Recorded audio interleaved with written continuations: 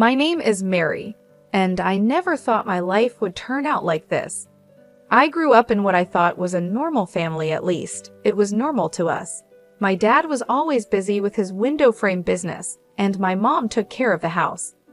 We weren't rich, but we were doing okay. Dad didn't talk much about work at home. He'd come in late, give Mom a quick kiss, and ask me how school was, and that was it.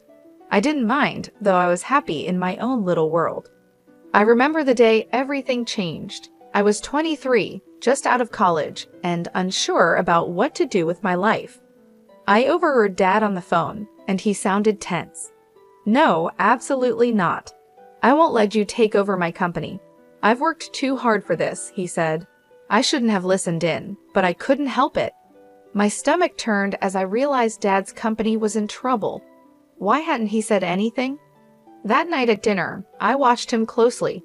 He seemed normal, joking with Mom about her overcooked pot roast, but I noticed the worry lines around his eyes and how his smile didn't quite reach them. I knew I had to do something, but I had no idea what to do. I didn't know the first thing about business, but I couldn't just sit by and watch our family's livelihood fall apart. The next day, I did some digging. It wasn't hard to find out who was trying to take over Dad's company, a big-time businessman named Scott Peterson. His office was close to our house. When I showed up and asked to see Mr. Peterson, the receptionist looked at me like I was out of my mind. "Do you have an appointment?" she asked, raising an eyebrow. "No, but it's important. Please, just 15 minutes, I begged. She must have felt sorry for me because after a quick phone call, she waved me towards the elevator. "Top floor," she said. The ride-up felt like it took forever. When the doors opened, I found myself face to face with Scott Peterson. He was older than I expected, with silver hair and sharp eyes. "Well, well," he said, looking me up and down. "What do we have here?"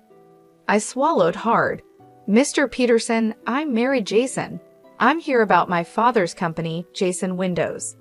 His eyebrows shot up. "Jason's daughter? This is unexpected. Come in, let's talk." I followed him into his office, trying not to be distracted by the view. He settled behind his huge desk and motioned for me to sit. "So, Miss Jason, what can I do for you?" I took a deep breath. "Please don't take over my father's company. It means everything to him. There must be another way." Peterson leaned back, studying me. "Interesting," he said. "I have a deal for you, Miss Jason," Peterson said. "I'll leave your father's company alone if you agree to marry my son." I stared at him, thinking I must have heard him wrong. "Excuse me?" "You heard me. Marry my son and help him mature a bit. Do that, and your father's company is safe." I left Peterson's office in a daze. Marry his son? Was he crazy? But the more I thought about it, the more I realized I didn't have many options. It was either this or watch my father's life's work fall apart. The next day, I found myself back in that intimidating office. Peterson was waiting with a smug smile on his face. "So, Miss Jason, have you made your decision?" I took a deep breath. "Yes, I'll do it. I'll marry your son." Peterson clapped his hands together. "Excellent. Let me introduce you two, shall we?" Before I knew it, I was being led into another room, and there he was, Peterson's son. I had expected some stiff businessmen, but the man who stood up to greet me was nothing like that. He was tall, with messy dark hair and a crooked smile. "Hey," he said, extending his hand. "I'm Adam. You must be Mary." I shook his hand, trying not to show my surprise. "Yeah, that's me." Adam's father cleared his throat. "I'll leave you two to get acquainted." As soon as the door closed behind him, Adam's relaxed attitude changed. He ran a hand through his hair, looking uncomfortable. "Look, I'm sorry about this. My dad, he's got some pretty old-fashioned ideas." I shrugged, trying to act like it was no big deal. "It's fine. We're both adults, right? We can handle this." Adam laughed, but it sounded forced. "Yeah, sure. Just a casual arranged marriage. No big deal." We spent the next hour talking, and I hate to admit it, But Adam was actually kind of interesting. He was smart and funny, even though he seemed a bit irresponsible. I could see why his father wanted him to grow up. Over the next few weeks, Adam and I started seeing each other, if you could call it dating. We went out to dinners, movies, the usual stuff. But there was always this awkwardness between us. We both knew this wasn't real, no matter how much we tried to pretend. And so, 5 months after that fateful meeting in Peterson's office, I found myself walking down the aisle. My dad looked so proud, so happy. He had no idea about the deal I'd made to save his company as I said my vows. I looked into Adam's eyes. There wasn't any real love there, but there was friendship, and maybe that could be enough. The reception was a blur of congratulations and champagne. At one point, Adam's mother, Linda, cornered me with a tight smile. "Welcome to the family, dear," she said, her voice full of fake sweetness. "I do hope you'll make Adam happy." I forced a smile. "I'll certainly try, Mrs. Peterson." As we left for our honeymoon, I caught a glimpse of my father-in-law. He was beaming, clearly pleased with himself. A wave of anger flashed through me. This was all just a game to him. The first few years of our marriage were interesting, to say the least. Adam and I settled into a routine. We lived in a nice house, thanks to his father's money, but it felt more like we were roommates than husband and wife. I tried my best to be a good influence on Adam, and slowly, I saw changes in him. He started spending less time with his party-loving friends and more time at the office with his father. I could see the pride in his father's eyes when Adam began showing real interest in the business. It made me feel like maybe this whole arrangement wasn't for nothing. Adam's mother, on the other hand, was a different story. She never said anything directly, but I could feel her disapproval. She'd purse her lips when I spoke, or give backhanded compliments like, "Oh, Mary, that dress is interesting. So brave of you to wear something like that." I'd grit my teeth and smile. "Thank you, Mrs. Peterson." Despite the challenges, I held on to hope. Maybe, just maybe, Adam and I could grow to love each other. Maybe having kids would change things. But life had other plans. It was a crisp fall day when we got the news. Adam and I sat in the doctor's office, the silence heavy between us. "I'm sorry," the doctor said gently, "but the tests show that you, Mr. Peterson, are unable to father children." The words hit me like a punch. No children. The one thing I had been counting on to bring us closer, to make this marriage real, was now impossible. That night, as I lay awake, I thought about my own parents. Dad's business had flourished since my marriage to Adam. He had even managed to double his turnover. I was happy for him, truly, but I couldn't help feeling a bit lost. I wanted to work and have a purpose beyond just being Adam's wife. But when I brought it up to him, his response was quick and firm. "Work? Why would you need to work? We have more than enough money." "It's not about the money, Adam. I want to do something meaningful," I replied. He shook his head. "In our circle, wives don't work, they do charity. Why don't you start a foundation or something?" And so the Mary Peterson Foundation for Children with Cancer was born. It wasn't what I had imagined for myself, but it gave me a sense of purpose. I threw myself into the work, organizing fundraisers, visiting hospitals, and doing whatever I could to help. Adam didn't seem to care much about my new passion. In fact, he didn't seem to care much about anything I did anymore. We were living parallel lives, sharing the same space but rarely connecting. Years passed, 8, to be exact, and then everything changed again. Adam's father died suddenly of a heart attack. Just like that, Adam was pushed into the role of CDO. I tried to be supportive, but I could see him struggling under the weight of his new responsibilities. 3 years later, we got more bad news. Adam's mother had cancer. "We should move her to a care facility," Adam said, his voice detached. "They can take better care of her there." But his mother refused. "I will die in my own home," she declared, her chin lifted defiantly. So, drawing on my experience with the Cancer Foundation, I took charge of her care. I hired nurses, coordinated treatments, and spent hours by her bedside. To my surprise, Linda's attitude toward me began to soften. One day, as I was adjusting her pillows, she caught my hand. "You're a good woman, Mary," she said softly. "I'm sorry I didn't see it sooner." I felt tears well up in my eyes. "Thank you, Mrs. Peterson." 6 years passed since Adam took over his father's company. I wish I could say things got better, but the truth was far from it. Adam's behavior became more erratic. He was drinking more, coming home at odd hours, and snapping at me over the smallest things. One day, I received a call from Adam's assistant. "Mrs. Peterson, I'm sorry to bother you, but Mr. Peterson hasn't been to the office in days. Is everything all right?" When Adam finally stumbled home that night, reeking of alcohol, I confronted him. "Adam, what's happening? Your assistant called you haven't been to work." He laughed bitterly. "Work? What's the point? The company's going under anyway." Dear old Dad left me a sinking ship, and I couldn't keep it afloat. I couldn't believe what I was hearing. All those years of hard work, gone, and Adam seemed almost relieved. Desperate to save something, I reached out to my father. Even though he was semi-retired, he agreed to help. He offered Adam a position as his deputy, hoping to guide him back to success. But Adam's heart wasn't in it. He showed up late, left early, and did the bare minimum. I watched helplessly as my father's sales began to drop. I knew I had to talk seriously with Adam. One night, after he'd had a few drinks, I approached him. "Adam, we need to talk about work. You're barely showing up, and my father's company is suffering because of you." Adam's face twisted with anger. "Oh, so now it's my fault?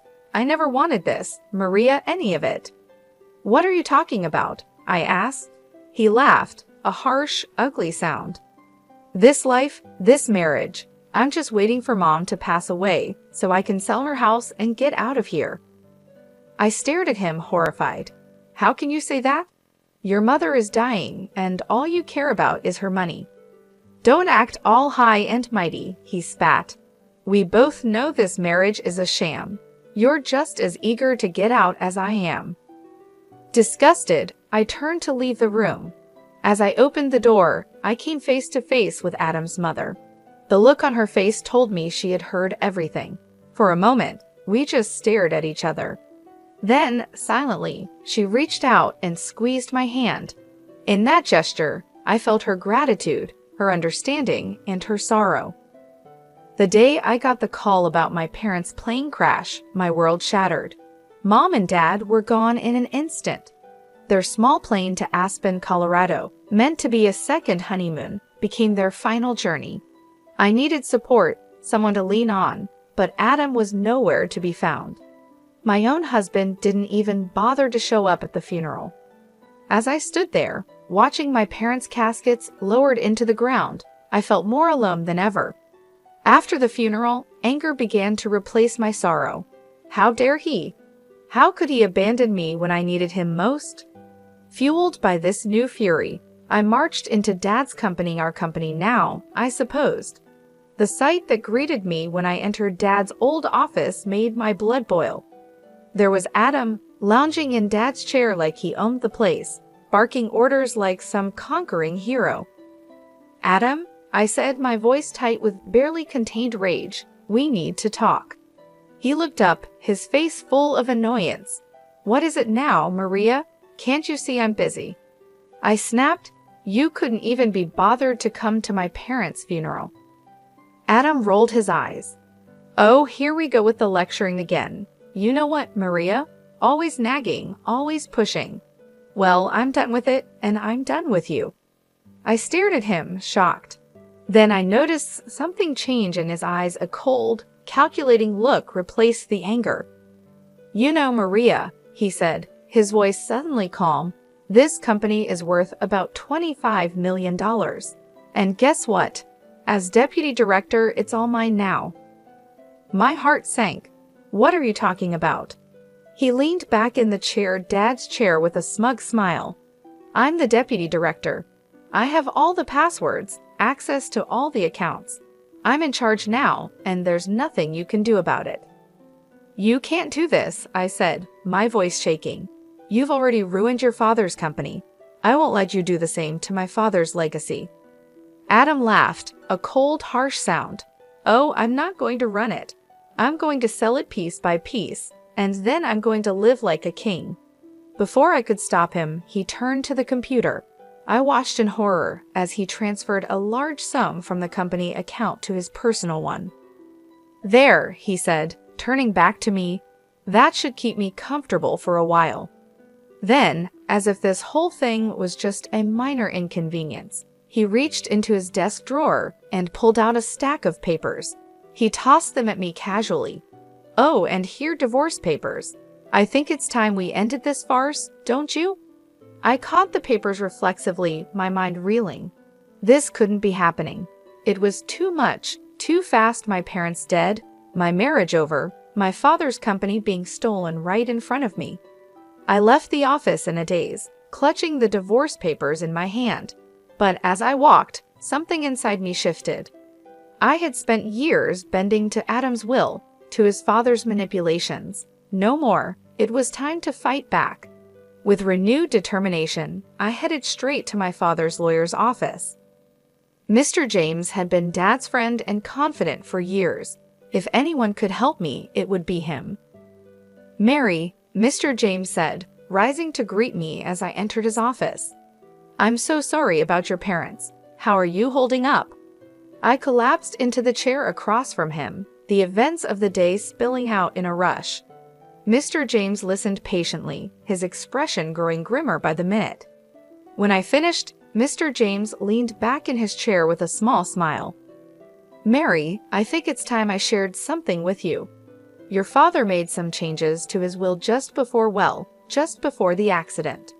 As he read the will, I felt a weight lift off my shoulders. The company, it was mine, all mine.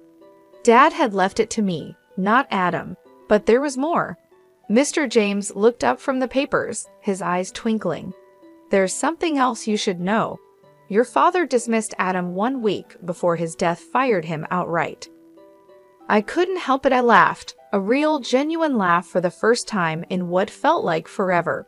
So all those orders Adam was giving were completely meaningless. Mr. James nodded. Then he pulled out an envelope. There's one more thing, a letter from your father. With shaking hands, I opened it. Dad's familiar handwriting blurred as tears filled my eyes. My dearest Mary, it began, if you're reading this, it means I'm gone. I'm sorry for leaving you like this, but I hope I've left you with the tools to build the life you deserve. The company is yours now, and Maria, it's time to let go of Adam. You've given enough of yourself to that marriage. It's time to live for you. I love you, sweetheart. Make me proud. I looked up at Mr. James, wiping my eyes. Do you have a pen? Without a word, he handed me one. I signed the divorce papers Adam had given me, feeling lighter with each stroke of the pen. Can you file these? I asked, handing them back. I want this done as quickly as possible.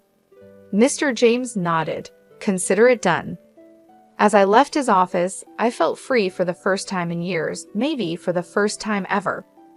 I was in control of my own life. No more Adam, no more Petersons pulling my strings. On impulse, I pulled out my phone and called Karen, my best friend from the Charity Foundation. Karen, it's Mary. Want to meet for coffee? I've got some news. An hour later, we were seated in our favorite cafe, lattes in hand. So, Karen said, eyeing me curiously, what's this big news? I took a deep breath, then let it all out. Adam, the company, the divorce. Karen listened, her eyes widening. When I finished, she reached across the table and squeezed my hand. Girl, you're free, and now you're the boss. I couldn't help but smile at her enthusiasm. I don't know, Karen. Can I really run a company? I asked, feeling uncertain. She gave me a stern look. Are you kidding me, Mary? You've been running that charity foundation like a pro for years. You're smart, you're organized, and you actually care about people. You're going to be an amazing CEO. After my talk with Karen, I felt more confident. It was time to face reality and get my things from Adam's house. I never really thought of it as my home, and now I understood why. When I arrived, I found my mother-in-law, Linda, in the living room. She looked tired, worn out from her battle with cancer. "Linda," I said gently, "I'm here to get my things. Adam and we're getting divorced." To my surprise, her eyes filled with tears. "Mary, I know I haven't always been kind to you, but you've been so good to me. Would you consider taking me with you?" I was stunned. "You want to come with me?" Before she could answer, the front door slammed open. Adam stormed in, his face red with anger. "You," he shouted, pointing at me. "What the hell did you do? The company accounts are blocked. I can't access the money." I straightened up, looking him in the eye. "That money isn't yours, Adam. It never was. And by the way, my father fired you 3 weeks ago. You have no claim to the company. I've already told security not to let you into the building." Adam's mouth opened and closed like a fish out of water. Then he noticed his mother packing the suitcase. "Mom, what are you doing?"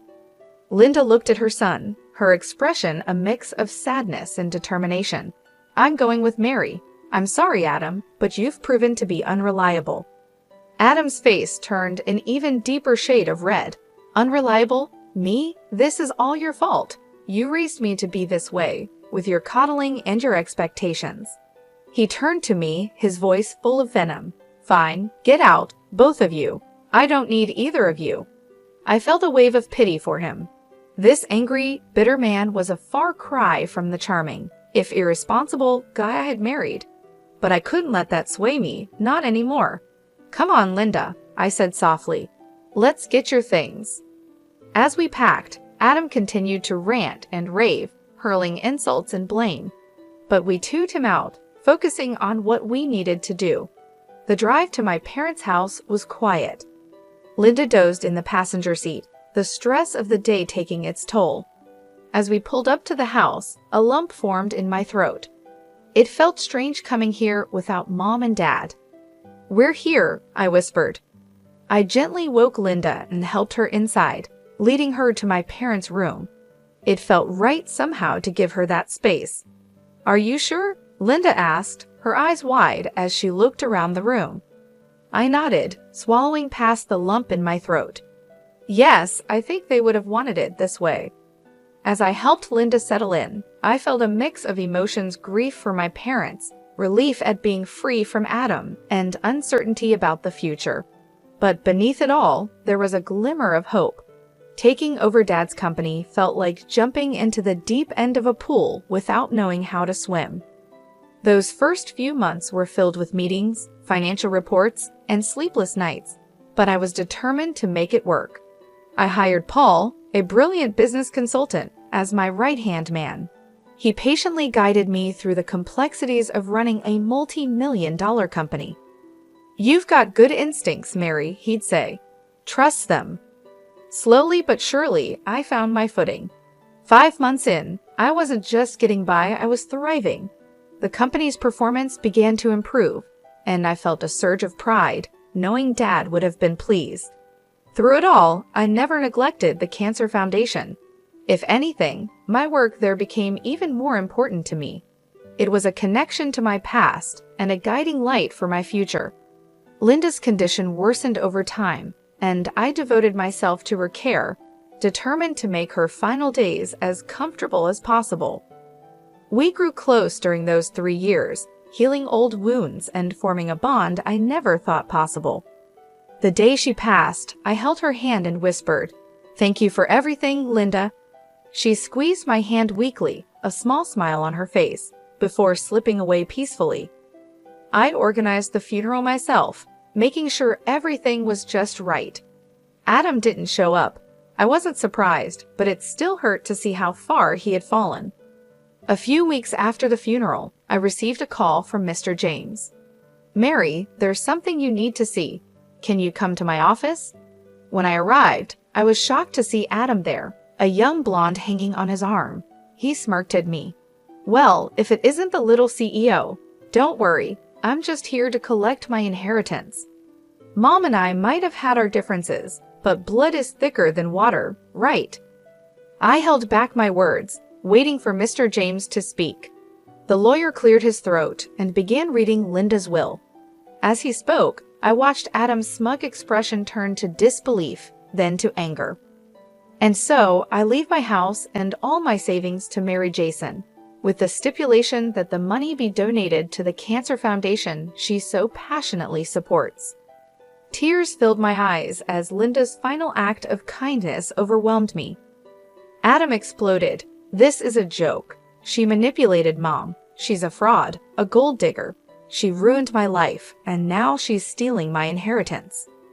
His girlfriend, looking confused, stepped away from him. "You said we'd be set for life with this money. I'm out of here," she stormed out, leaving Adam sputtering in disbelief. As I left the office, I could hear Adam's angry rants fade behind me. I felt light, free. Linda's gift wasn't just about the money, it was validation. She had seen me, truly seen me, and found me worthy.